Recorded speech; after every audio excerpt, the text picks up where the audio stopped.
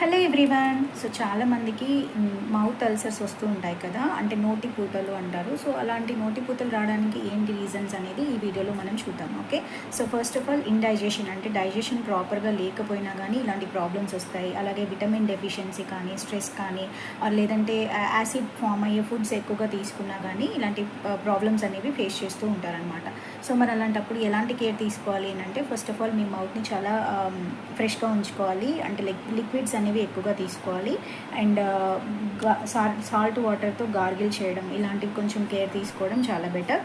And కొన్ని foods అనేవి avoid చేయాలి, లైక్ ఆయిలీ ఫుడ్స్ కానీ, డీప్ ఫ్రైస్ కానీ, క్రంచీగా ఉన్నవి కానీ, ఓకే, స్పైసీగా ఉన్నవి కానీ, ఓకే, అలాగే వేడిగా ఉన్నవి, ఇలాంటివన్నీ కూడా అవాయిడ్ చేసుకుంటే బెస్ట్. అండ్ ఫ్రూట్స్లో కూడా కొన్ని citrus fruits like lemon, oranges, tomatoes, ఇలాంటివి కూడా అవాయిడ్ చేయడం. అండ్ దాంతోపాటుగా యాసిడ్ రిఫ్లెక్ట్ అయ్యే ఫుడ్స్ అనేవి మ్యాండేటరీగా అవాయిడ్ చేసుకుంటే బెస్ట్. ఇమీడియట్గా డాక్టర్ని కన్సల్ట్ అయ్యి దానికి ట్రీట్మెంట్ తీసుకోవడం బెటర్. ఓకే, సో ఇలాంటి మరిన్ని టిప్స్ కోసం follow my page for more details. Thanks for watching this video. Thank you.